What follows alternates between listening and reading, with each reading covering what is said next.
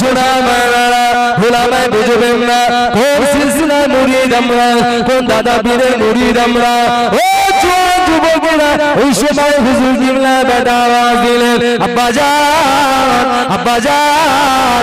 ওই দেখেন আজকে ইসালে সাহেবে, ওই দেখেন দূরে দাঁড়িয়ে আছেন পানি কুকুরা বড় হবে সাহেব হুজুর আব্দুল আজিজ সাহেব রহমাতুল্লাহ আলাইহি। আব্বাজান আব্দুল আজিজ সাহেব রহমাতুল্লাহ আলাইহি এসেছে। ও বাবাইজানেরা ওই সময় হুজুর কিবলার কাছাকাছি বলে হুজুর আমার মুসাফা করলেন, হুজুর আমার হাদিয়া দিলেন। ও বাবাইজানেরা হুজুর কিবলা বসা, অপরদিকে পানি কুকুরা বড় হবে সাহেব হুজুর আব্দুল আজিজ সাহেব রহমাতুল্লাহ আলাইহি বসা। ও বাবাইজানেরা পানি কুকুরা বড় হবে সাহেব হুজুর কিবলা আর মিজলা হুজুর পীর কিবলা দুইজনে মিলে খেলাফত দিয়েছিলেন, দুইজনে মিলে খেলাফত দিয়েছিলেন। ও বাবাইজানেরা আব্দুল আজিজ সাহেব রহমাতুল্লাহ আলাইহি বসে রয়েছেন, সকলেই মুসাফা করলেন, সকলেই মিলে টাকা দিলেন, সকলেই মুসাফা করলেন, সকলেই মিলে টাকা দিলেন। হুজুর আমার টাকাগুলো এক জায়গায় রাখলেন। ও বাবাইজানেরা পানি কুকুরা বড় হবে সাহেব হুজুর আমার বললেন, ও নাজমুস সাদাত হুজুর কিবলা হুজুর আপনি সকলের হাতে মুসাফা করলেন, সকলের টাকাটা একটি জায়গায় রাখলেন, সকলের মুসাফার টাকাটা একটি জায়গায় রাখলেন। হুজুর আলাদা করলেন না, হুজুর এক জায়গায় কেন করলেন, হুজুর আলাদা কেন করলেন না, হুজুর এক জায়গায় কেন রাখলেন? ও বাবাইজানেরা হুজুর পীর কিবলা বললেন, ও আব্দুল আজিজ সাহেব রহমাতুল্লাহ আলাইহি মনে রেখে দাও, হুজুর নাজমুস সাদাত বলছি মুসাফা শেষে এই টাকাটা আমি সব খাই না বাবা, এই টাকাগুলো আমি সব কাজে লাগাই না বাবা, এই টাকাগুলো আমি সব খাই না বাবা, এই টাকাগুলো আমি সব কাজে লাগাই না বাবা। ও আব্দুল আজিজ সাহেব রহমাতুল্লাহ আলাইহি হুজুর মনে রেখে দিন, আমি মুসাফার পরে আখিরি মোনাজাতে যাবার পরে আমি টাকাগুলোকে এক একটা করে তুলি আর এরকম করে নাড়া দিই, এক একটা করে তুলি আর নিচু মুখ নাড়া দিই। ও আব্দুল আজিজ সাহেব রহমাতুল্লাহ আলাইহি হুজুর মনে রাখুন, ওই টাকা আল্লাহ জবান খুলে দেয়, ওই টাকা বলতে থাকে। ও নাজমুস সাদাত হুজুর কিবলা হুজুর আপনি আমাকে খাবেন না, হুজুর আপনি আমাকে শোবেন না, হুজুর আপনি আমাকে খাবেন না। আমি টাকা, আমি সুদ করে টাকা, এই টাকাটা হারাম করে টাকা, এই টাকাটা লটারি করে টাকা, এই টাকাটা সমিতির টাকা। ও নাজমুস সাদাত মনে রেখে দিও, এই টাকাটা খেও না। হুজুর আবার বললেন, ও আব্দুল আজিজ সাহেব রহমাতুল্লাহ আলাইহি আমি আবার একটা টাকা তুলি, ওই টাকাটা নাড়া দিই, ওই টাকার ভিতরে আওয়াজ আসে। ও নাজমুস সাদাত মনে রেখে দাও, আমি হলাম আল্লাহর হক বান্দার টাকা, আমি টাকা হালাল টাকা, আমি আল্লাহর রাতে বান্দার টাকা।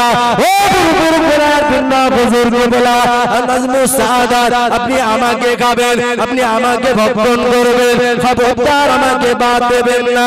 ও বাবাইজানেরা ওলাগাছি জওয়ান যুবকেরা হুজুর কিবলা বললেন, ও পানি কুকুরা আব্দুল আজিজ সাহেব রহমাতুল্লাহ মনে রেখে দাও, আমি ওই টাকাগুলো তারপরে দুটি ভাগ করি, যে টাকাটা আল্লাহ নামাজি বান্দার টাকা, যে টাকাটা আল্লাহ মাহবুব বান্দার টাকা, ওই টাকাটা আমি নাজমুস সাদাত খাই। আল্লাহ নবী মদিনায় চলে গেছে, আব্দুল্লাহর কোথাও দাঁড়ালেন না, সুদা বাড়িতে চলে গেলেন। জোরে বলুন সুবহানাল্লাহ। বাড়িতে গিয়ে আব্দুল্লাহর বাবা বেঁচে ছিল না, মানে আব্বা বেঁচে ছিল না, মারা গেছে।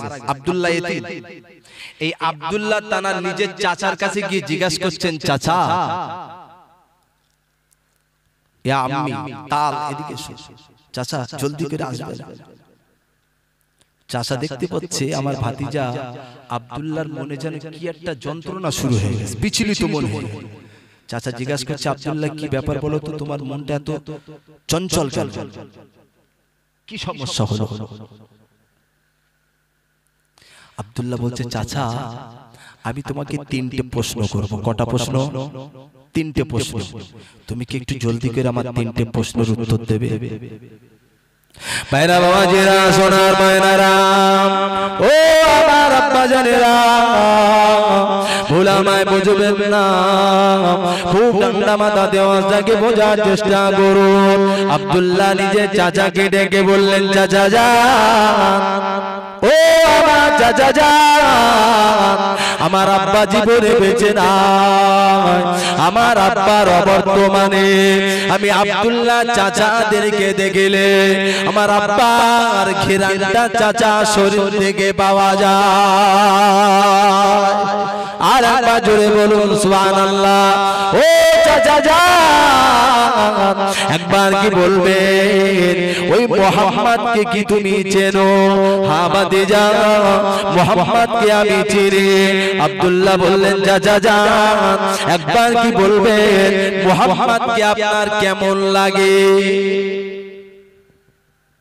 একবার কি বলবেন মুহাম্মদুর রাসূলুল্লাহকে আপনার কাছে কেমন লাগে ও ভাইজানেরা চাচা আব্দুল্লাহ কথাটাকে শুনে আর চাচা যান বললেন ও ভাতিজা আব্দুল্লাহ মনে রেখো মুহাম্মদ সাল্লাল্লাহু আলাইহি ওয়াসাল্লামের মতো একটা মানুষ আর পাওয়া যাবে না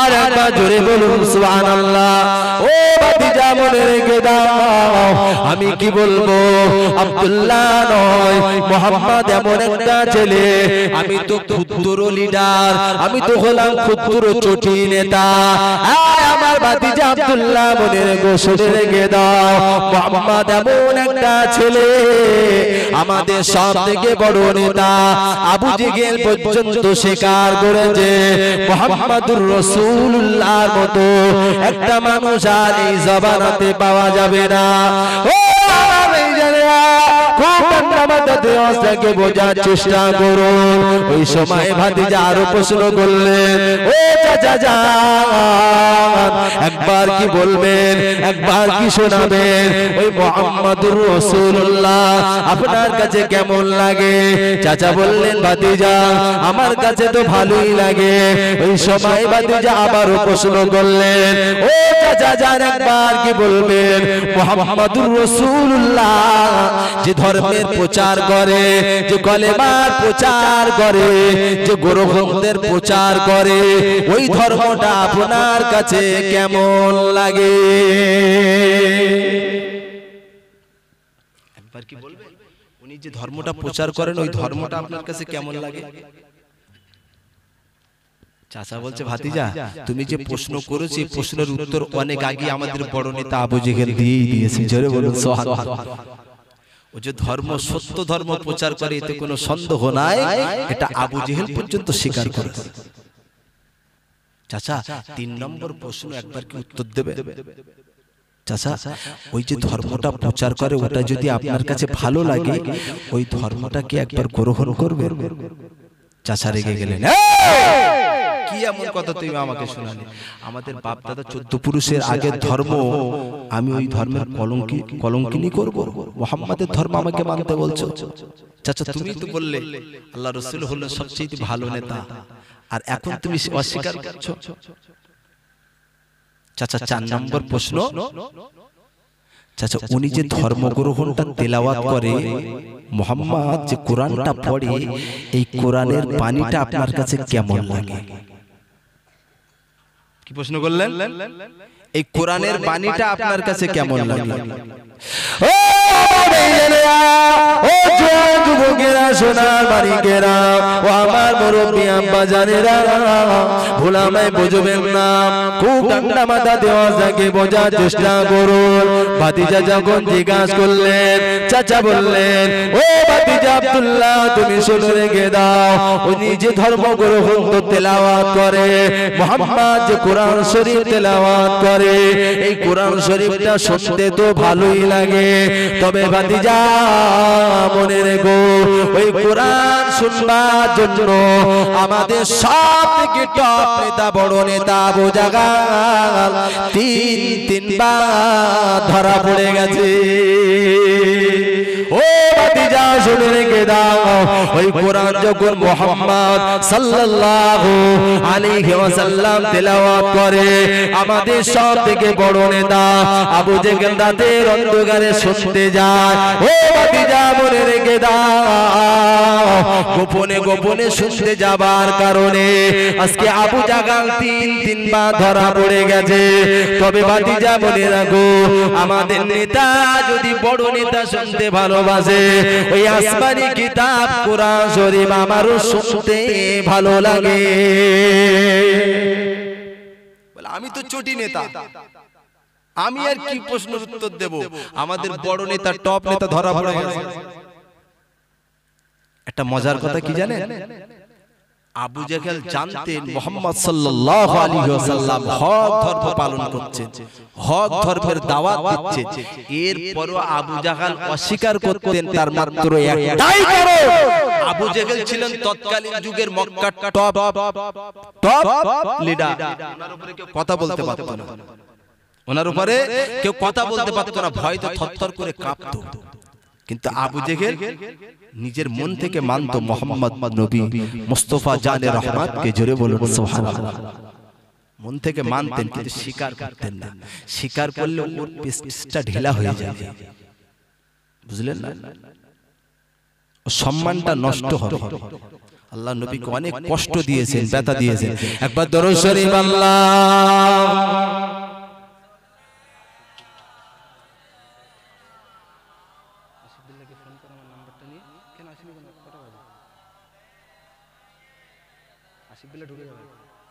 আশিক বিল্লাহর নাম্বারটা, আশিক বিল্লাহর নাম্বারটা মুখে, আশিক বিল্লাহ ভাই নাম্বারটা দাও। দরুদ শরীফ আল্লাহুম্মা সাল্লি আলা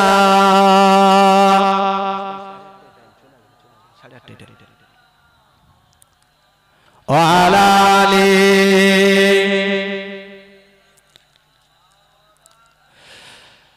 পাইলে নিরালাই গো নবী, পাইলে নিরালাই, পাইলে নিরালাই গো নবী, পাইলে নিরালাই।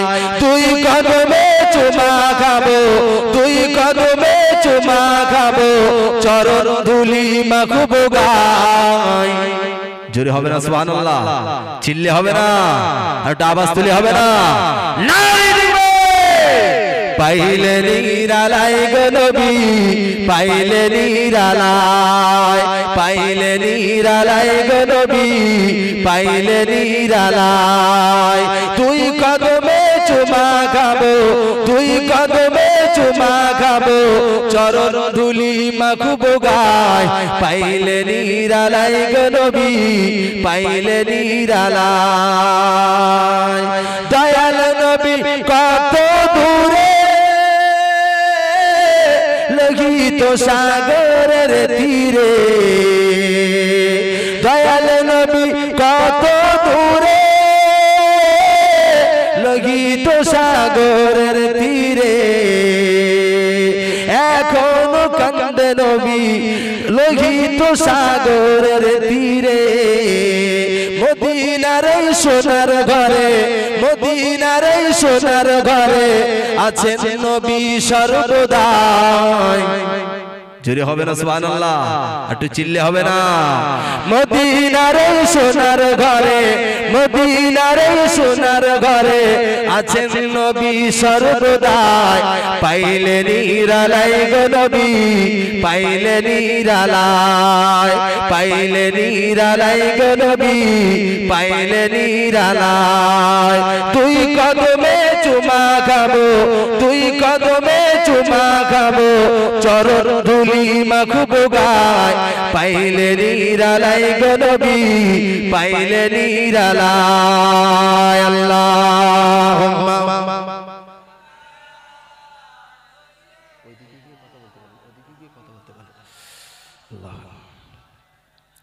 ওয়া আলা আলি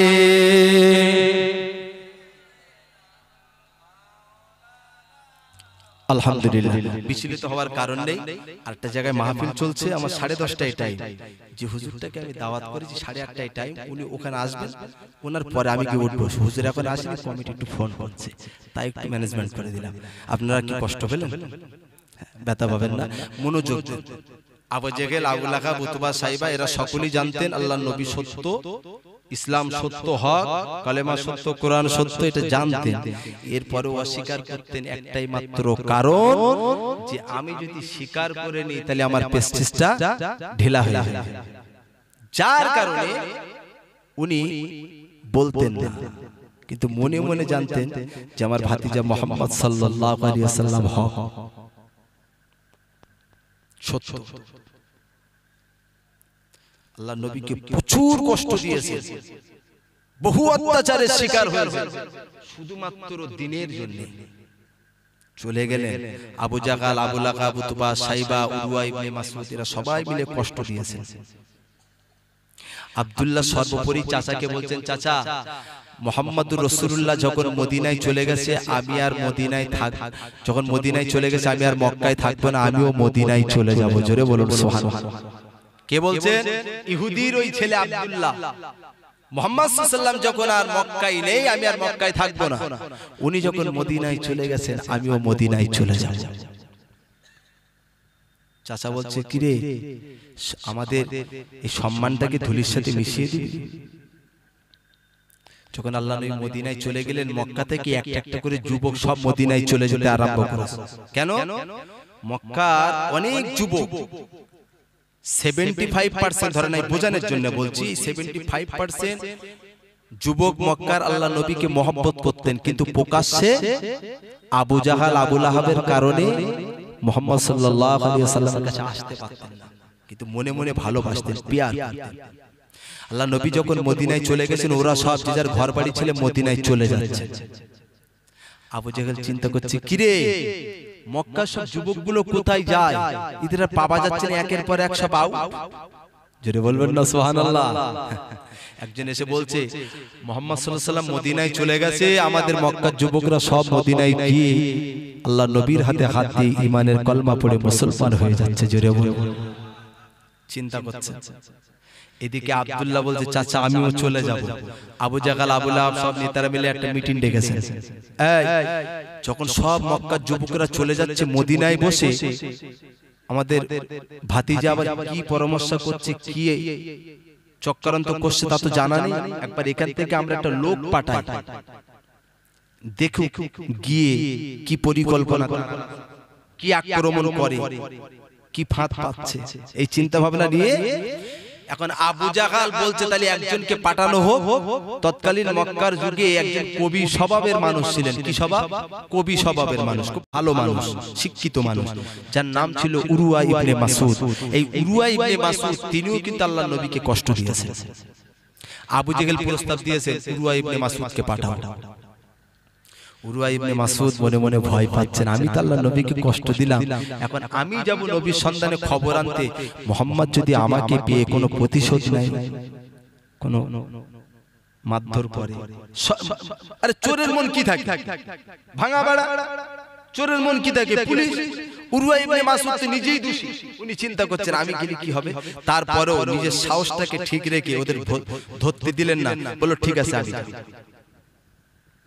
বাইরা ওয়াজিরা সোনার মায়নারা, ও আমার আব্বা জানেরা, ভুলামে বুঝবেন না, খুব ঠান্ডা মাথা দেওয়াজটাকে বোঝার চেষ্টা করুন। উরওয়া ইবনে মাসউদ আল্লাহ নবীর সন্ধানে মক্কাটাকে ছেড়ে মদিনায় যেতে আরম্ভ করলেন। ও জোয়ান যুবকেরা, মুরব্বি আব্বা জানেরা, ভুলামে বুঝবেন না, উরওয়া ইবনে মাসউদ মক্কায় চলে গেলেন। মক্কায় যাবার পরে মদিনা, মক্কাটাকে ছেড়ে মদিনায় চলে গেলেন। মদিনায় যাবার পরে মদিনার এক প্রতীকের সাথে দেখা হয়ে গেল। উরওয়া ইবনে মাসউদ ডাক দিলেন, ও মদিনা যুবক, একটুখানি কি শুনবে? আমার একটা প্রশ্নের কি উত্তর দেবে? আমার একটা কথা জিজ্ঞাসা করার আছে। কি কথা? ও আমার ভাইজানেরা মদিনা যুবক বললেন, হ্যাঁ উরওয়া ইবনে মাসউদ কি কথা বলবে বলো। উরওয়া ইবনে মাসউদ বললেন, আমি মক্কার মানুষ, মদিনাতে এসেছি, একবার কি বলবেন মক্কা থেকে একটা যুবক এই মদিনা জমিনে এসেছেন, ওনার বাসাটা কোথায়, উনি থাকেন কোথায়, ওনার ঠিকানাটা কি দেওয়া যাবে, ওনার অ্যাড্রেসটা কি দেওয়া যাবে। ও ভাইজানেরা, ও যুবকেরা, সোনার মানিকেরা, ও আমার আম্মা জানেরা, নবীর মহব্বত কাকে বলে দেখুন।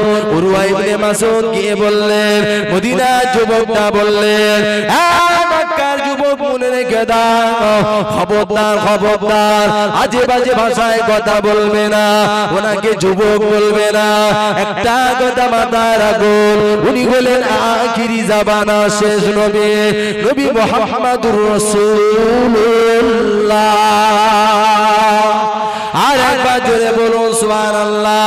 ও কাছে জোয়ান যুবকেরা, একটা কথা মাথায় রাখুন, আমরা হাদিস শরীফে পড়ে এসেছে, যে যুগেতে, যে গ্রামেতে, যে জেলাতে, যে দেশেতে গুণী জন্ম হবে, অথচ এক শ্রেণীর মানুষ ওই গুণী মানুষকে সম্মান করবে না। যা সম্মান পাওয়া দরকার তাকে যদি সম্মান না করা হয়, যিনি গুণী ব্যক্তি ওনাকে যদি কদর না করা হয়, ও আমার ভাইজানেরা, যুগে যুগে যুগে যুগে আল্লাহ পাক গুণী মানুষদেরকে তুলে নেবেন, আর গুণী জন্ম হবে না। ও আমার ভাইজানেরা, একটা কথা মাথায় রাখেন, গুণী যারা আছেন তাদেরকে সম্মান করবেন, শিক্ষিত মানুষ যারা আছেন তাদেরকে সম্মান করবেন, বাড়ির গার্জেন পক্ষ, বাবার মা হলো গুরুজন ব্যক্তি, এই গুরুদেরকে সম্মান করবেন, ইজ্জত করবেন।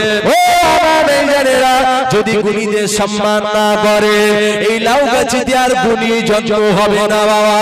ও আমার ভাইজানেরা, উরওয়া ইবনে মাসউদ মদিনায় গিয়ে যখন বললেন, মদিনা যুবক বললেন, উরওয়া ইবনে মাসউদ জবানটাকে সংযত করো, ওনাকে যুবক বলবে না, খবরদার খবরদার আল্লাহ নবীর ব্যাপারে বেফায়েজ কোনো কথাবার্তা বলবেন না। উনি হলেন আখিরি জামানা শেষ নবী, নবী মুহাম্মদুর রাসূলুল্লাহ। আর একবার জোরে বলুন সুবহানাল্লাহ। ও আমার ভাইজানেরা, মদিনার ওই যুবকটা সংবাদ পাবা মাত্র, খবর পাবা মাত্র আল্লাহ নবীর দরবারে দৌড় মারলেন।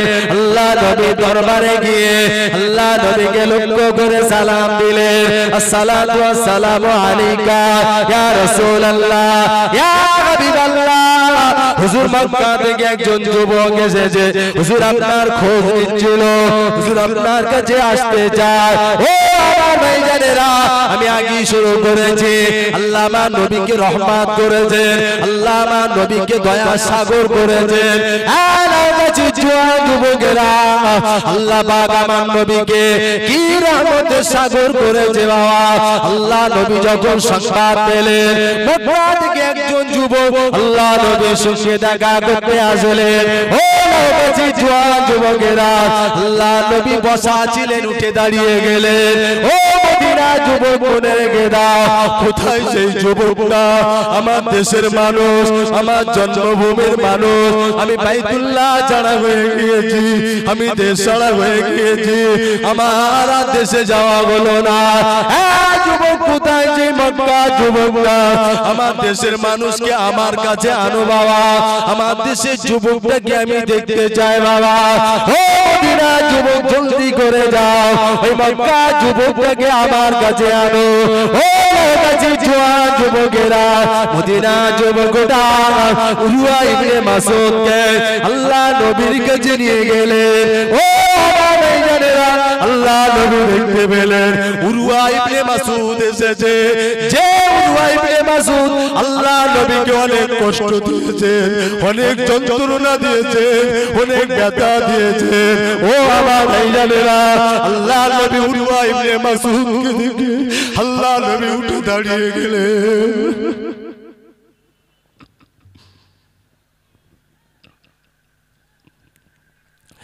ও উরওয়া ইবনে মাসউদ, হাত বাড়িয়ে দিলেন, হ্যাঁ উরওয়া ইবনে মাসউদ এসো, তুমি আমার কাছে এসো। বহুদিন হয়ে গেল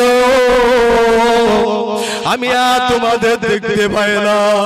আমার মক্কা ভূমি জন্মভূমিটা কেমন আছে, আমার জন্মভূমির মানুষ কেমন আছে? ও সোনার চাঁদেরা, ও লাউগাছির আব্বা জানেরা, আমার দুটি হাত আপনাদের পায়ের উপরে বাবা, একটু কান্দে শেখেন বাবা। এই মাহফিলটা হাসার জায়গা না, এই মাহফিলটা হলো কাদা জায়গা। নবীকে মহব্বত করুন, জান মাল অপেক্ষা আল্লাহ ভালোবাসতে বলেছে। কোন নবীকে আমরা পেলাম, কি মায়া নবী, কি দয়া নবী। শত্রু উরওয়া ইবনে মাসউদকে আল্লাহ নবী কাছে পেলেন, দুটি হাত বাড়িয়ে দিলেন, উরওয়া ইবনে মাসউদ তোমার আসতে কষ্ট হইত?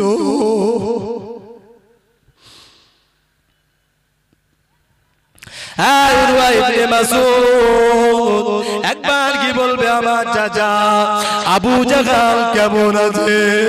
যে আবু জাহল আল্লাহ নবীকে এত কষ্ট দিয়েছে, এক বেলা ভালো করে খেতে দিলেন না, এক রাত ভালো করে ঘুমাতে দিলেন না। যে আবু জাহলের অত্যাচারে আল্লাহ নবী মক্কা রেখে ছেড়ে মদিনায় চলে গেলেন। আল্লাহ নবী মদিনায় বসে বসে উরওয়া ইবনে মাসউদের কাছে আবু জাহলের খোঁজ নিচ্ছে।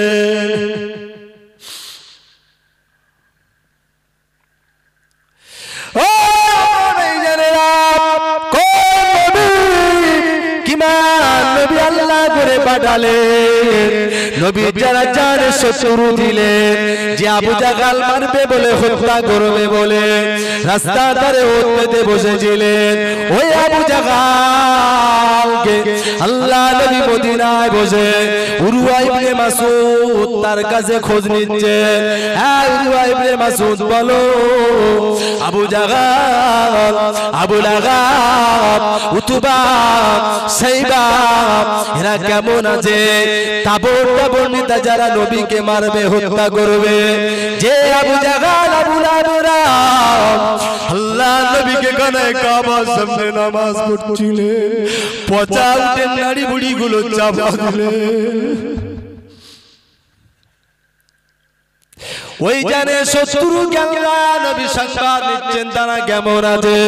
হে মুসলমান, ও লাউগাছির জওয়ান যুবকেরা, আমি যে উলগাগিটাই বোঝাতে চাইছি, নবীর আদর্শ দেখুন। আমরা ওই নবীর উম্মত, আমাদের আদর্শটা এমন হওয়া উচিত। কেউ যদি আমাকে গালি দেয় আমি তাকে গালি দেব না, কেউ যদি আমাকে মারে আমি তার জন্য দোয়া করব। মাথায় রাখবেন, একদিন না একদিন আল্লাহ আপনাকে কামিয়াবি করে দেবেন। ও আমার ভাইজানেরা, উরওয়া ইবনে মাসউদকে আল্লাহ নবী বুকে টেনে নিলেন, বুকের উপরে জড়িয়ে নিলেন। আল্লাহ নবী জিজ্ঞাসা করলেন, ও বাবা উরওয়া ইবনে মাসউদ, তোমার আসতে কোনো কষ্ট হয়নি তো? আল্লাহ নবীর সামনে উরওয়া ইবনে মাসউদকে বসিয়ে নিলেন। রাসূল বসা, সামনে উরওয়া ইবনে মাসউদকে বসে নিয়ে কথোপকথন হচ্ছে, জিজ্ঞাসা করছে, আয় উরওয়া, তুমি যখন এসেছো কোথায় থাকবে, কোথায় খাবে? আমার কাছে থাকো, আমার কাছে খাও। জোরে হবে না? আমার কাছে থাকো, আমার কাছে খাও। আল্লাহ নবীর দরবারে 3 দিন ছিলেন উরওয়া ইবনে মাসউদ। কদিন ছিলেন? 3 দিন ছিলেন। ও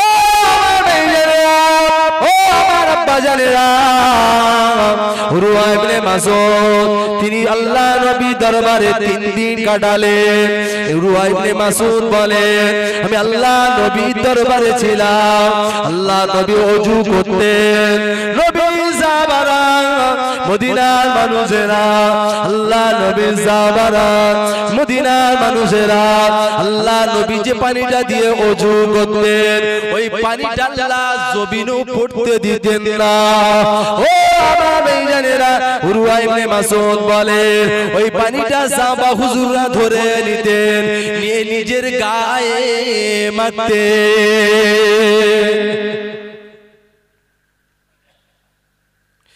ও উরওয়া ইবনে মাসউদ আরো বর্ণনা করলেন, আমি আল্লাহ নবীর দরবারে তিনটে দিন কাটালাম, আল্লাহ নবীর দরবারে ছিলাম। আল্লাহ নবী যখন থুতু ফেলতেন, ও কাছে জোয়ান যুবকেরা মুরব্বি আব্বা জানেরা, আল্লাহ নবী যখন থুতু মোবারক ফেলতেন সাহাবা হুজুররা ওই থুতু মোবারকটা আল্লাহ জমিনে পড়তে দিত না বাবা, হাত পেতে ধরে নিতেন। ও কাছে জোয়ান যুবকেরা মুরব্বি আব্বা জানেরা, আল্লাহ নবী থুতু মোবারকটা সাহাবা হুজুররা নিজের গায়ে মুখে মাখতেন।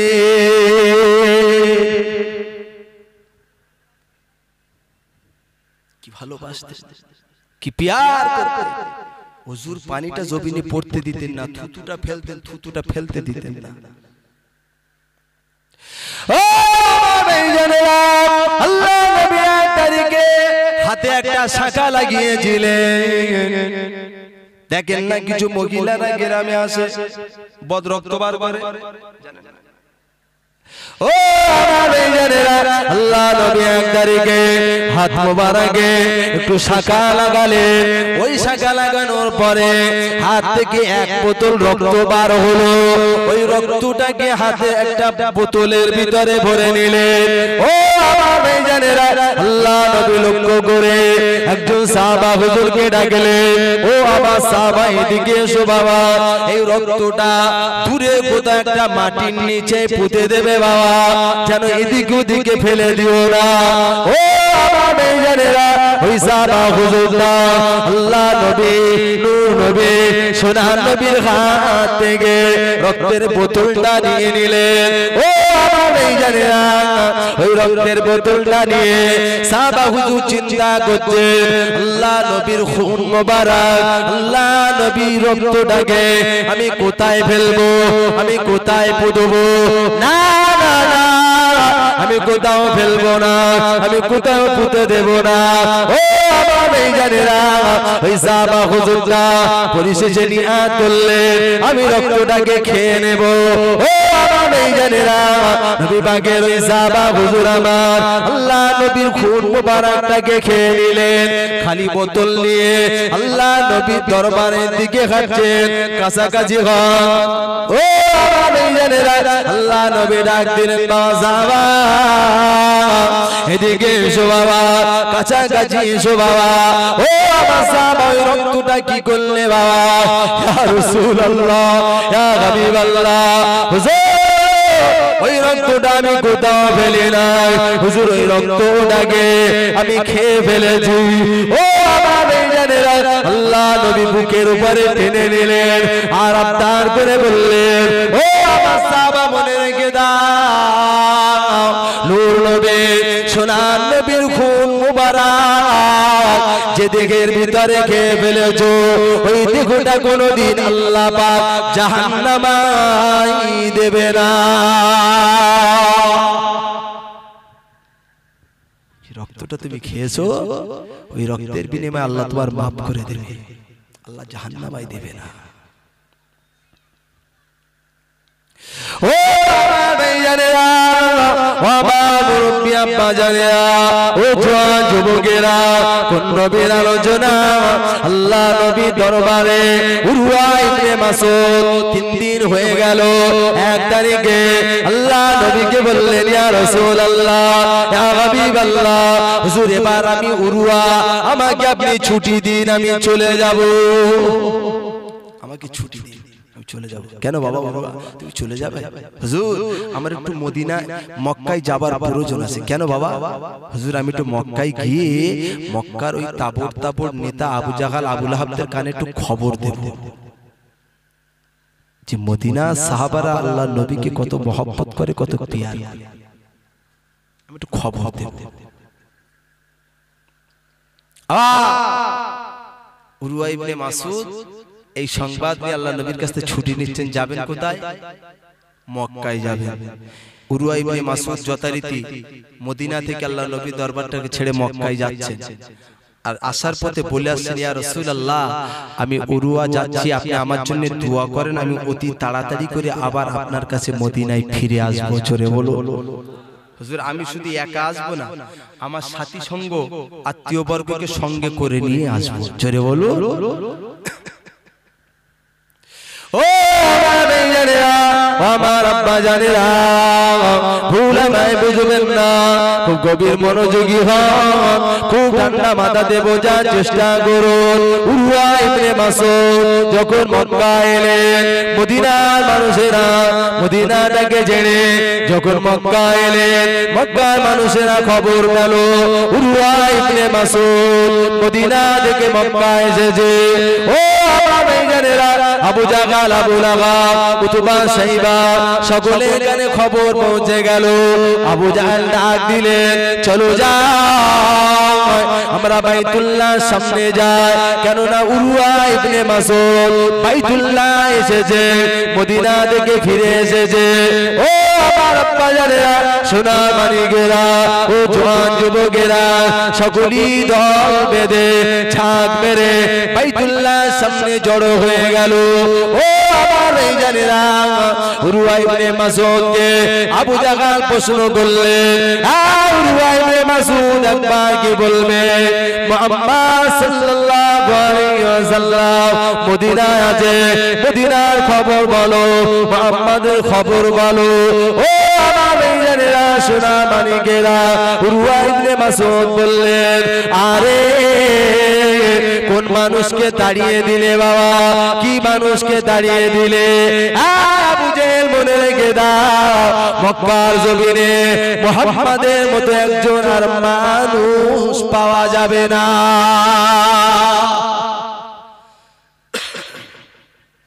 আল্লাহ নবীর মতো একজন মানুষ আর মক্কায় পাওয়া যাবে না। আরে কোন মানুষকে তোমরা তাড়িয়ে দিলে? আবু জেহেল বলছে, তোমার ব্রেন কি খারাপ হয়ে গেল? তুমি মুহাম্মাদের নামের গান গাও? বলছে, আবু জাহল, আমি যখন মক্কা থেকে মদিনায় যাচ্ছিলাম আমার ভয় হচ্ছিল মুহাম্মদ সাল্লাল্লাহু আলাইহি ওয়াসাল্লাম আমাকে পেয়ে প্রতিশোধ নেয় কিনা। কিন্তু আমি যখন মদিনায় গেলাম, দিন দুনিয়ার বাদশা দয়ার নবী আমার শত্রুকে সামনে পেয়ে নিজের বুকের উপরে টেনে নিয়েছিল। জোরে বলো।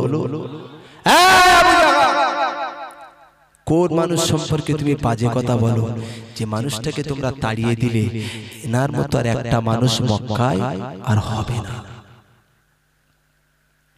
ও মক্কা জমিনে যখন আল্লাহ নবী ছিলেন, মক্কার জগৎ আল্লাহ নবী ছিলেন, মক্কার মানুষের মধ্যে যখন ঝামেলা হতো, মারপিট হয়ে যেত, ঝগড়া বেঁধে যেত, ও আমার ভাইজানেরা, আল্লাহ নবী সরাসরি গিয়ে ওই সমস্যাগুলোকে মিটিয়ে দিতেন, ঝগড়াগুলোকে মিটিয়ে দিতেন। ও আমার ভাইজানেরা, উরওয়া ইবনে মাসউদ বললেন, আবু জাহল,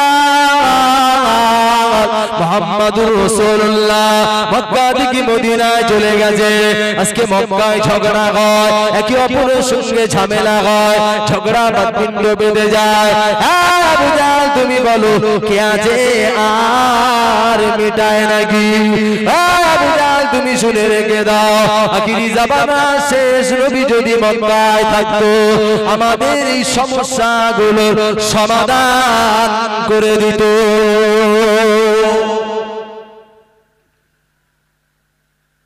আজকে ঝগড়াবাদী ঘরে ঘরে মক্কায় ঝামেলাবাদী, কেউ আসে না, কেউ মিটায় না। আবু জাহল বলছে, আমি ওই জন্য তোকে পাঠাতে চাচ্ছিলাম না, তুই গিয়ে এসে সেই মুহাম্মাদেরই নামের গান গাচ্ছিস। বলছে, আবু জাহল, তুমি মনে রেখো, মক্কার সমস্ত যুবক মদিনায় চলে গেছে, আমি উরওয়া ইবনে মাসউদ ফিরে এসেছি, আমি আর বেশি দিন থাকবো না, আমিও চলে যাব। জোরে বলো। কত মহব্বত করতেন আমার নবীকে, কত পিয়ার করতেন, কত ভালোবাসতেন।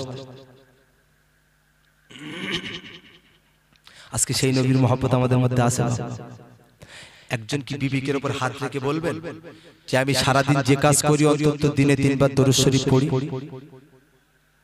এমন মানুষ খুঁজে পেতে গেলে শতকরায় 5% পাওয়া যাবে। ঠিক বলেছি না ভুল বলেছি আপনারা? কিন্তু যে দরুদ শরীফের ফজিলত আল্লাহ এত করেছেন, মান কানা আখিরু কালামিহি লা ইলাহা ইল্লাল্লাহ ফাদখালাল জান্নাহ, যে মওতের আগে একবার দরুদ শরীফ পড়ে মৃত্যুবরণ করতে পারবে, ফাদখালাল জান্নাহ, আমি নবী আমার সঙ্গে দয়ার জান্নাতে থাকবে। জোরে বলো। সেই দরুদ শরীফের অথচ চায়ের দোকানে গিয়ে সারা দিন টিভি দেখছে, পশ্চাচ্চা পরনিন্দা করছে, গীবত করছে। ঠিক বলেছি না ভুল বলেছি? আমরা নবীকে চিনতে পারি, আমরা নবীকে ভালোবাসতে পারি। যারা নবীকে ভালোবেসেছিলেন তাদের থেকে আমাকে আপনাকে শিক্ষা নিতে হবে। গাছ পর্যন্ত আমার নবীকে ভালোবেসেছে, পাথর পর্যন্ত আমার নবীকে ভালোবেসেছে, সাপ পর্যন্ত আমার নবীকে ভালোবেসেছে। আমরা ইনসান সৃষ্টির সেরা করে আল্লাহ আমাদেরকে শ্রেষ্ঠত্ব দিয়েছে, আমরা সেই নবীকে ভালোবাসতে পারি, আমরা সেই নবীকে প্যার করতে পারি। রহমতে আলাম নূর মুজাসসাম, সাহাবারা তোর বানাই ওই নবীজির ঘাম, সাহাবারা তোর বানাই ওই নবীজির ঘাম। জোরে হবে না, চিল্লে হবে না, তাকবীর দেন, নারে তাকবীর, নারে তাকবীর। রহমতে আলাম নূর মুজাসসাম, সাহাবারা তোর বানাই ওই নবীজির ঘাম, সাহাবারা তোর বানাই ওই নবীজির ঘাম। উসুলে হক নামা একটি খাজুর গাছের নাম, ওই গাছটি ধরে খুতবা দিতেন রাসূল আকরাম। আর একটু জোরে হবে না, আর একটু চিল্লে হবে না। উসুলে হক নামা একটি খাজুর গাছের নাম, ওই গাছটি ধরে খুতবা দিতেন রাসূল আকরাম। গাছ নবীর বিরাগে, গাছ কাঁদিতে রাগে, গাছ নবীর বিরাগে, গাছ কাঁদিতে রাগে। সাহাবারা দেখি সবাই হতবাক হয়ে যায়। চিল্লে হো, একটা আওয়াজ তুলে হবে। নারে রহমতে আলাম নূর মুজাসসাম, সাহাবারা তোর বানাই ওই নবীজির ঘাম, সাহাবারা তোর বানাই ওই নবীজির ঘাম। আল্লাহুম্মা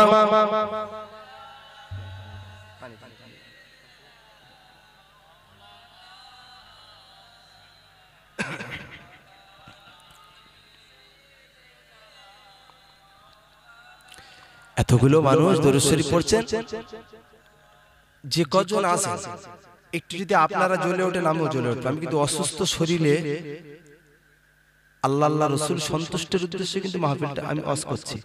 আমি কিন্তু মানুষকে খুশি করার জন্য কোনোদিন মাইকে কথা বলি না, যে আমি এইভাবে বললে মানুষ খুশি হবে, ওইভাবে বললে মানুষ খুশি হবে, ওইভাবে বললে মানুষ খুশি হবে, এ নিয়ে আমি জাউল হক আমার থাকে না। কেন জানেন?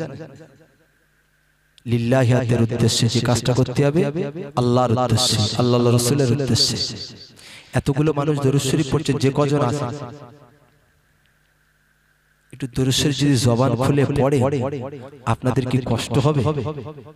হ্যাঁ, বিশ্বাস করুন, যে জবান দিয়ে দরুদ শরীফ উচ্চ আওয়াজে পড়বেন মওতের আগে আল্লাহ ওই গাল বেঁকিয়ে দেবে না। কিছু কিছু মানুষ দেখেছেন মরণের আগে গাল এরকম, এই ওরা হেসকা, ঠিক বলেছি না? বেঁকে যায়নি বাপ? কেন জানেন? এগুলো হয় পাপের প্রায়শ্চিত্ত। আবার যারা ইমানদার হবে, আল্লাহওয়ালা হবে, তাদেরকেও আল্লাহ পরীক্ষা নেবে। আল্লাহ আল্লাহ ভালো জানে। কার কোন উদ্দেশ্যে গাল বেঁকে যাবে, কার কোন উদ্দেশ্যে পা বেঁকে যাবে আল্লাহ ছাড়া কেউ বলতে পারবে না। কিন্তু কিছু আলামত আছে, আপনি জীবনে বেঁচে থাকা অবস্থায় মুনাফিকি করে কবরে যাবেন। খুব বাজে কথা বলেছি বলে মনে হচ্ছে আপনাদের। তাহলে জবান যদি খুলে উচ্চ আওয়াজে কলমা পড়ে, ওই জবানে আল্লাহ প্যারালাইসিস দেবে না। একটু মহব্বতের সঙ্গে পড়েন আল্লাহুম্মা। এবার একটু হচ্ছে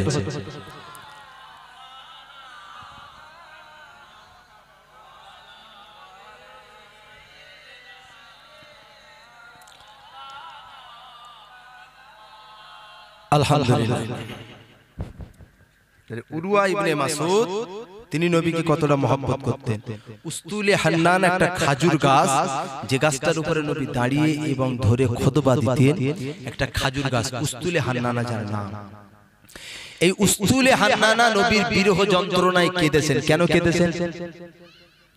যখন মসজিদে নববীটা একটু উন্নত করা হবে, তো এই খাজুর গাছের গুড়ি তো ওগুলোকে সরিয়ে দিলেন। একজন সাহাবা এসেছেন, ইয়া রাসূলুল্লাহ আপনি যদি অনুমতি দেন আমি কাঠের কাজ করি, আমার কাঠের গোলা আছে, আমি আপনাকে সুন্দর একটা কাঠের মেম্বার বানিয়ে দেব। সাহাবা তা বানিয়ে দিয়েছে। ওই মেম্বারটা এনে খাজুর গাছটাকে সরিয়ে ওখানে সেট করে দিয়েছে। খাজুর গাছ উস্তুলে হান্নানা গুনগুন গুনগুন করে কান্না করছেন। জোরে বলো।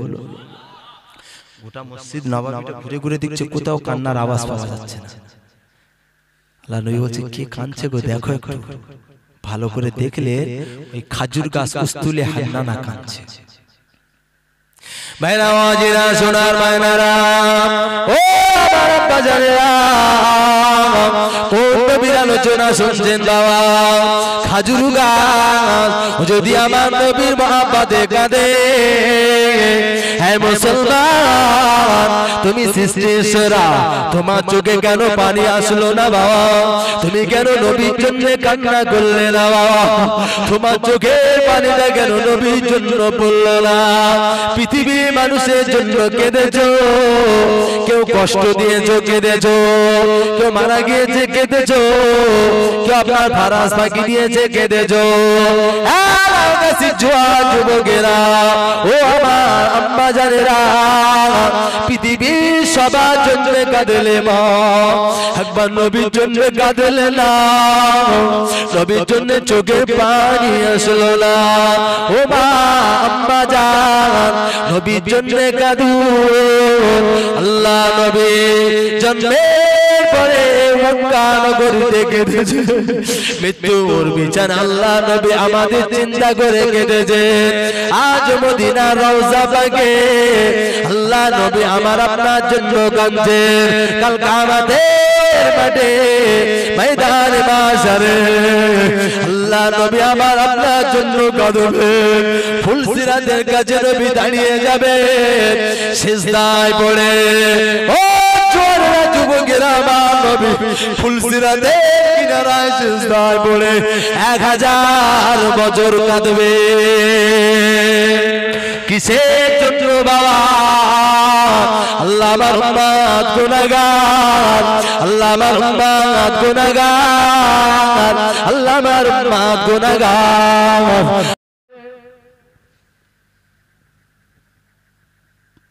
কি মাকাম আল্লাহ তাদের করেছেন। হুজুর কেবলা 1 তারিখে খানকায় বসে রয়েছেন, 3 দিন ইসওয়ালে সওয়াব হয়। যান যান মাশাআল্লাহ যাবেন। হুজুর কেবলা মুসাফা 3 দিন ইসওয়ালে সওয়াব হয়। সব খানকাতে বসে থাকলে হুজুর কেবলাদের হাতে হাত দেয় আর মুসাফা করে না। না, হুজুর কেবলার হাতে সকলে মুসাফা করছে না, টাকা দিচ্ছেন। টাকাগুলো নিয়ে হুজুর সব এক জায়গায় রেখেছেন। আমাদের বসিরহাট সাব ডিভিশনে পানিগোবরা বলে একটা জায়গা আছে, আছে না? পানিগোবরা বড় হাফেজ সাহেব হুজুর নাম শুনেছেন? আব্দুল আজিজ, আব্দুল আজিজ রহমাতুল্লাহ আলাইহি, জগৎপুরের একজন আল্লাহর ওলি। আব্দুল আজিজ রহমাতুল্লাহ আলাইহি হুজুর ওই ইসলে সাহাবে গিয়েছেন। হুজুর কেবলার সামনে সব মুরিদ মুতাকিনদের ভিড়, মুসাফা করবেন তো ভিড়। তা আব্দুল আজিজ সাহেব রহমাতুল্লাহ আলাইহি থেকে দাঁড়িয়ে দাঁড়িয়ে দেখছেন। হুজুর কেবলার একটা বেটা হযরত বাকি বিল্লাহ রহমাতুল্লাহ আলাইহি হুজুর দেখতে পেয়েছে, আব্দুল আজিজ সাহেব রহমতুল্লাহকে দেখতে পেয়েছে।